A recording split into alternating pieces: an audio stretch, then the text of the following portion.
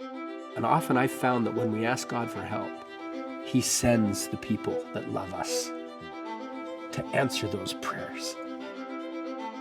Christ is so simple. His arithmetic is a child can comprehend it.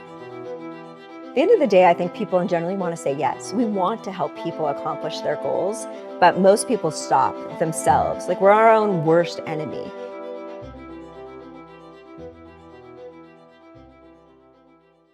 Hello and welcome to Latter-day Profiles. I'm Brian Howard. We're here at the LDS Motion Picture Studio in Provo, Utah. And joining me today is Levi Heperi. Levi, welcome. Thank you. Good to have you here. Thank you. It's good to be here. Levi is the Director of Intercultural Strategy of Deseret Book. We're going to talk about that and see what that means.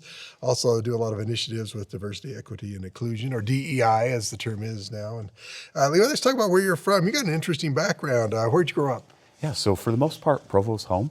My heritage, so I'm half Māori from New Zealand, half Mohawk Native American. My tribe's ancestral lands are upstate New York.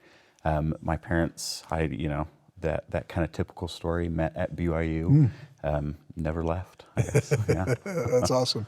And with that heritage, was that evident in your home growing up, or is that further back that you could see some of the influences? Yeah, very much so. Very much evident, and I think for a lot of people, like myself, it took a little bit to realize that I was different. We had the privilege of going to powwows and luau's when I was younger, and didn't realize that all my other friends weren't doing that same kind of stuff.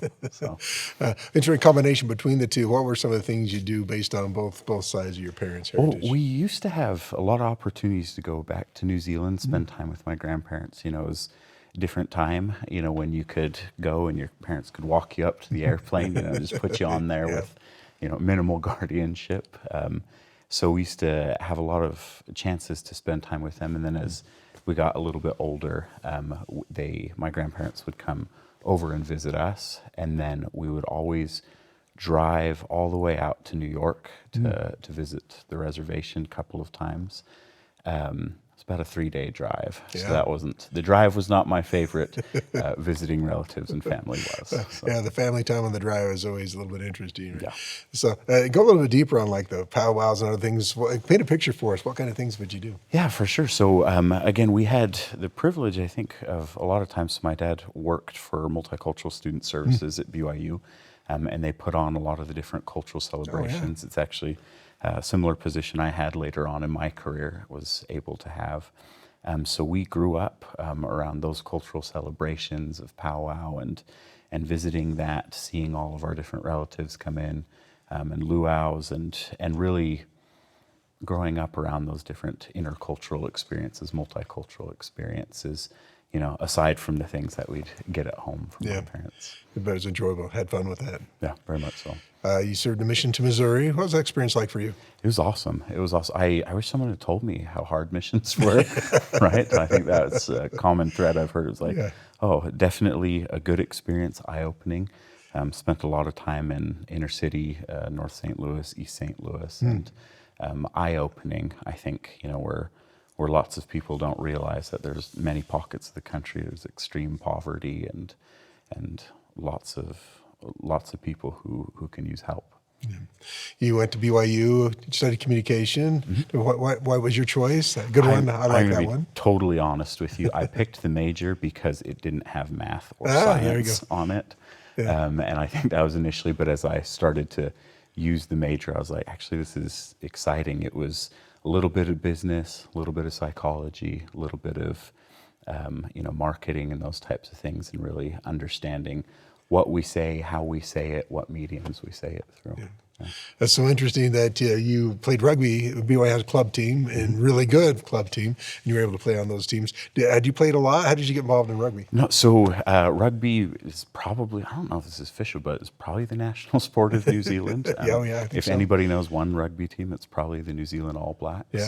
Yeah. So grew up, we didn't have really great access to rugby, and so people in New Zealand would film the games like with VHS, and then they would mail them over, and then it would just kind of get distributed throughout like the New Zealand Polynesian community, and you'd end up with some of those tapes, and so we'd watch those.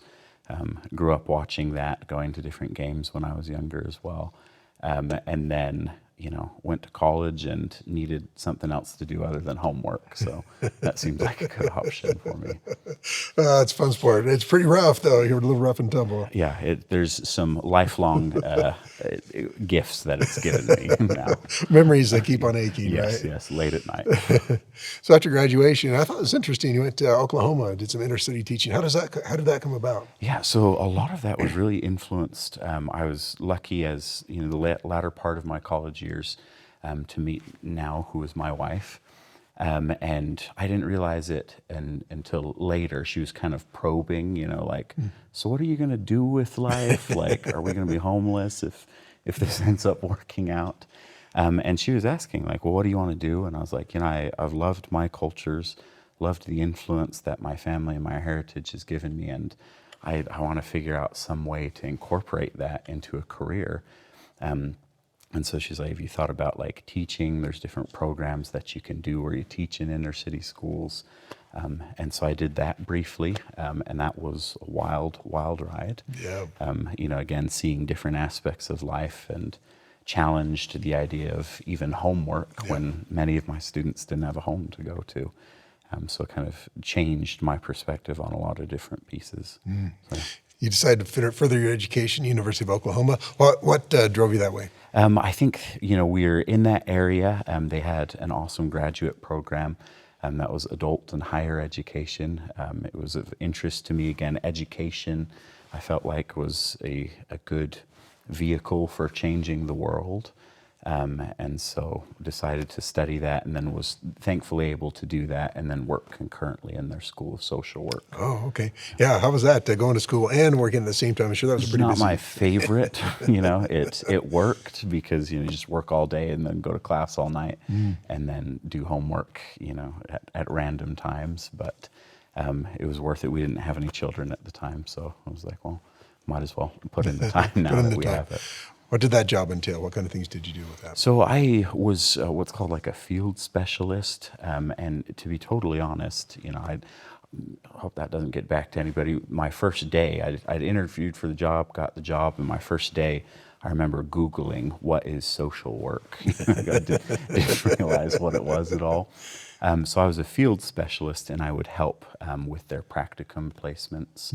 So students looking to work at different agencies, hospitals for DHS, and I would help just in various things and supporting the students, their contracts, advising them in different pieces.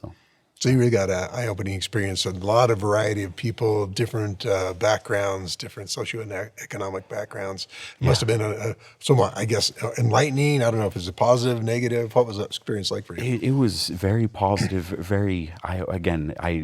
My eyes don't reflect it, but each experience has widened them a little bit more as I've gone throughout my career. And I think it's just hard as you go around the world and you see people in different circumstances, coming from different backgrounds with different ways of thinking. It's hard not to have your worldview changed. And I think that's something I've always been really grateful for. You ended up coming back to Provo, back to BYU. How'd that work out? It was really good. Opportunity came back. I don't know that I'd always planned on that, but was able to come back and work in the admissions department. And I think within a couple weeks of working, they sent me on my first trip. And it was like, I don't really know what I'm doing, but okay. And so traveled around, got to do a lot of things on the recruitment and outreach side.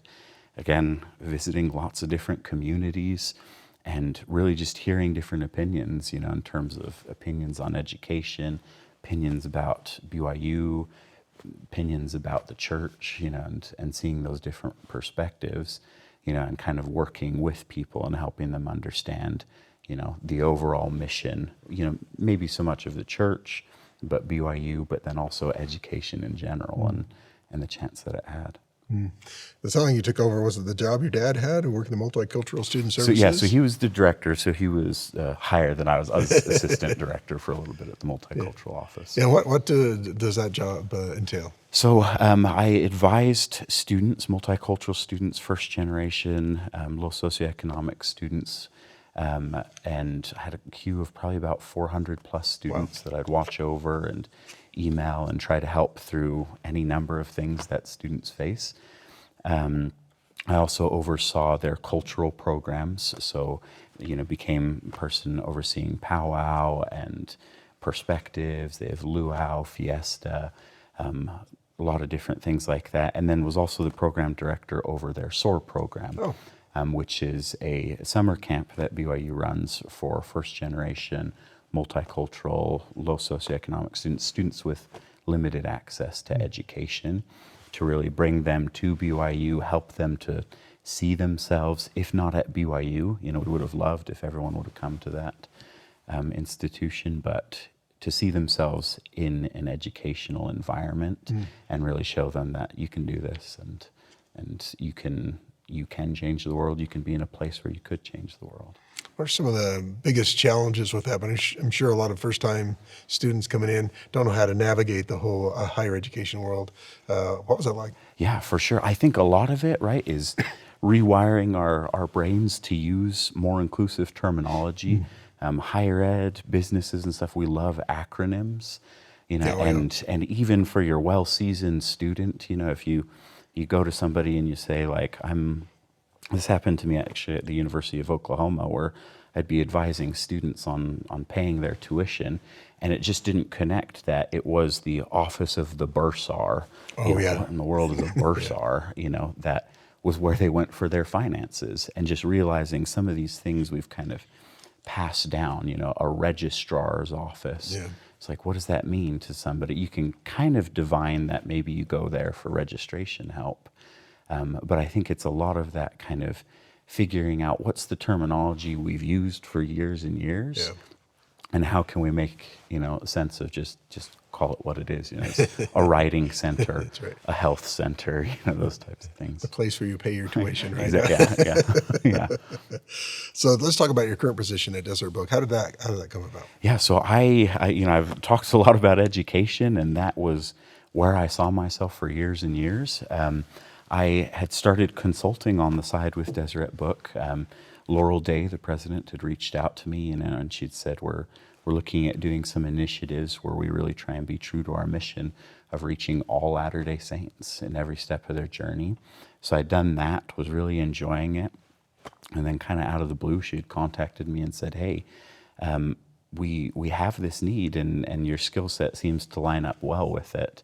And at first I was like, I don't know. I've never really worked in for-profit institutions before. Mine's always been on the education side. And through her encouragement and strong recruiting pitch, I came to do my position now. How long have you been at this position? Just since February. Since February, brand new. So let's talk about Director of Intercultural Strategy. Sounds pretty intense, but what exactly goes on? What's the objective? Yeah, for sure. So the objective, usually when I see my job description written out, it has two different pieces to it, but to me, it's one singular thing. So I oversee all of our diversity, equity, and inclusion initiatives, and then I'm helping us develop the international strategy for us to go international next year and years beyond as well. So really a big piece of it is that aspect, of intercultural, is really seeing that we have different people in different stages of life with different backgrounds and experiences. And truly, I think that's the value of the gospel, and is my reading of why we gather Israel, right? Is that we have a lot of insights and backgrounds and experiences to help each other on our earthly journeys. And so I really feel blessed. I get the cool opportunity to work through and do a lot of those different initiatives. Yeah, let's talk about the initiatives. So what are some of them? Give us a kind of concrete, what do you do? Yeah, for sure. And I think that's an important thing too, because I think those terms DEI are pretty charged today. And I think some people get scared when they hear them. But really, again, at its core is helping reach all Latter-day Saints in every step of their journey.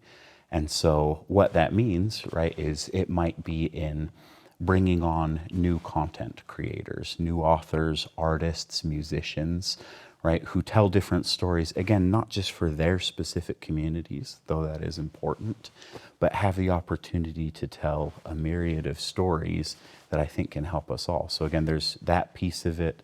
There's internal pieces, right, when we onboard and bring different content creators, making sure we're being sensitive, right? The value of diversity is that everybody thinks different. The difficult thing sometimes is that everybody thinks different, right? You know, and we've all experienced that at a family reunion or two, where it's just like, man, everybody's got a different thought about this.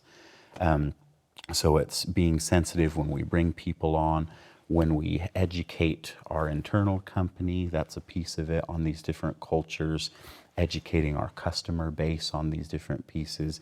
And a lot of it is initiated from customers, right? That they want to hear these different perspectives of people from different backgrounds and how their faith is built, and things, tips, tricks, whatever it might be that they've found help them again on their journeys.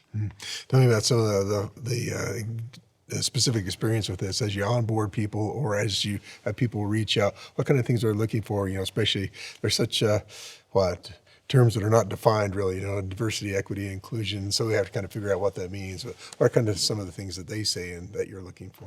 Yeah. So I think that's kind of the cool thing is, you know, we have the entity of the church, the gospel of Jesus Christ, that kind of drives us and gives us a framework.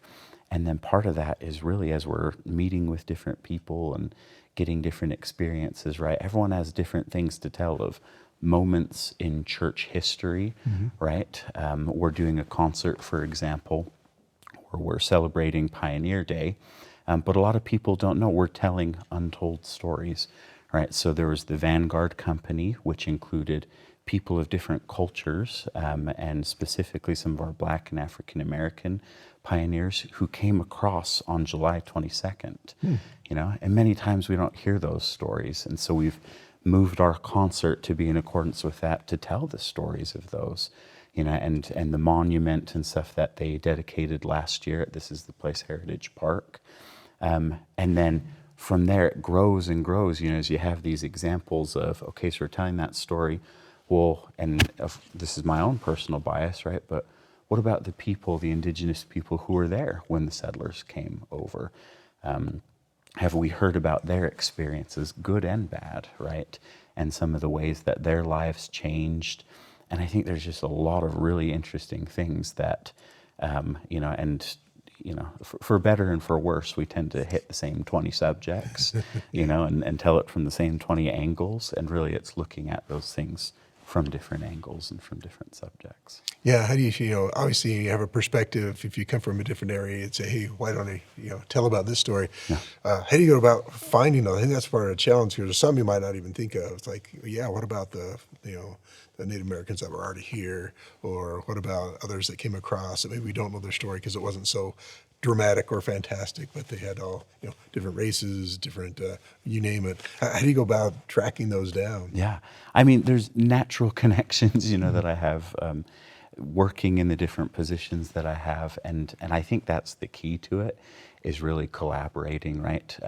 That's my advice to anybody. And if you find yourself on a team, on a project, in a room or something where everybody thinks the same as you and has had the same life experiences, it's not a bad thing, but in terms of getting you to where you need to be and educating yourself, right? Seeking out communities, getting proximate to them and saying like, what's your take on this? You know, General Conference is a great example, you know, there's singular messages that are given, but then as you talk to people, you hear about all different, I guess, interpretations, Sure. if you will, right? And it's like, oh, interesting. I didn't pick that piece up. What did you pick up from that message? And so I think a lot of it has just been throughout the years collaborating with different individuals, learning their stories, asking their perspectives, you know, and everybody has a network, and you just kind of keep building it out through there.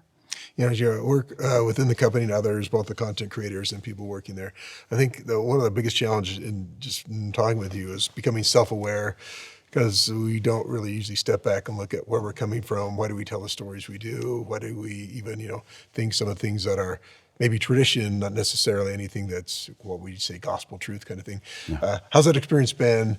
Because sometimes it's probably pretty hard to be able to step back and say, oh, I had a hard time reframing this from what I've known. Yeah, it certainly can be a challenge, you know, and I think, but I think one of the nice things is that, you know, regardless of your background and stuff, we've all been in experiences where we've been comfortable and we feel like, okay, everyone, we're vibing here, we're talking through these things. And then we've all had experiences where we kind of feel like we're the outsider on those experiences. And I think sometimes it's just taking those experiences of, one time I felt like an outsider, what would have helped? You know, what would have helped me understand? And it's really at the core of it, right? It's empathy, sympathy. You know, I know there's different definitions, and especially in other languages, you know, but that ability, you know, and that mandate we have with our covenants to mourn with those that mourn in a lot of instances is just like, I don't quite understand why that person is feeling that way, but I'm going to take a step back and just think about it for a little bit. And then I think from that comes some really good experiences and ability to be like, oh, I get a little bit of it now. I understand that now. Yeah, I'm imagining from your own background, there are probably some pretty personal experiences where, you know, both, you know, the same thing where you're the insider or the outsider. Have you been able to draw upon that and what you're doing here? Yeah, you know, I always think back, you know, and I certainly in telling this don't want to demonize anyone. I think back, you know, the Trek event is such a big thing in church culture. And I remember when I was younger and they were prepping for Trek, there was this big excitement around these pre-activities where we're going to research our ancestors, you know, who came across the plains, and we're going to kind of role play as them, and you'll grow closer to your ancestor through these activities before you go on Trek. And it was kind of like, you know, hand goes up like, yes, like, my ancestors didn't come across the plains. And it was like, oh, okay. You know, I'm not sure what we're going to do with this, you know. And I had great youth leaders, you know, and who cared about me a lot. But some of those experiences were like, oh, maybe, you know, and especially when you're 14 years old and your head is not on properly anyways, it's like, oh, I guess this activity is not for me then. You know, so I think drawing from some of those, you know, examples and things is it's just like, And as I work with the youth and make sure it's just like, not everybody has the same experiences, you know, and those things we kind of take for granted in teaching lessons, that it's like, I mean, I love the hymns in primary children's songbook. And when you really read a lot of the lyrics of the primary children's songbook, you realize these are the upper goal to shoot for. Most people don't have these, right? I have a family here on earth. They are so good to me. I wish that was the case for every family, right? I think of the beautiful song, Love is Spoken here. It's just like, these are ideals. And if we're not careful, it's like we start to feel like, oh man, I'm singing these songs, but none of this is it's my reality. And then sometimes we can feel like that means it's not for me, right? And sometimes it just takes somebody stepping in and, you know, mourning with them, putting their arm around them and saying, it can be for you. Take a step back and look at it and make sure that it's a good fit, and not leaving anybody out for those particular reasons. Anyway, I asked you for some information. You sent me some information about you and your family. You got 2 kids, right? Yes. Yep. And for some reason, you're totally into K-pop. Tell me about that. Yeah, that was a COVID 2020 find where everyone was locked in, and streaming services happened to have a lot of Korean dramas that were on there, and it was just kind of like, I love learning about other cultures, and so we just watched them. I think we're like 30 shows later, you know, number of bands. We went to a BTS concert last year before they disbanded. It was fun stuff. So nice times of fun stuff to do as a family, and intercultural, right? So they introduce that in as well. Just one last thing for you, just back on the topic of this diversity, you know, inclusion, and what do you hope, you know, is accomplished in the end? What would you like to see? Or, you know, it's obviously always going to be an ongoing process, never going to end, but what would you like to see? You know, as I considered taking the position, you know, and thought about the diversity aspect, about the chance to expand internationally, you know, I was kind of going back and forth, praying about it. Is this the direction that, you know, I want to go, that my family should go? And I remember the biggest thing that drew me to it was looking at my children and realizing that I could have a hand in raising them in a world where the books, the picture books that they read coming from Deseret Book, they could see kids that looked like themselves, you know, with all different skin tones, hair types, that they could hear these stories, that they could be proud of their ancestors and their heritage. And that was the biggest thing for me that really, so I guess, you know, extrapolating that is really hoping that that's what we can achieve, right? Is that there are children on reservations, in inner cities, in some of the countries that we'll be launching to, that would love to hear faith-based artists, musicians, authors that look like them, that sound like them, that they can relate to and say, oh my gosh, like I've felt that and you felt that, and this helps me on my journey back to the Savior. Yeah, it's awesome. Those big challenges for a worldwide church, but it's doable, right? For sure. Levi Heperi, well, thank you so much. It's been good to chat with you. Wish you all the best, and thanks for coming. Thank you so much for having me.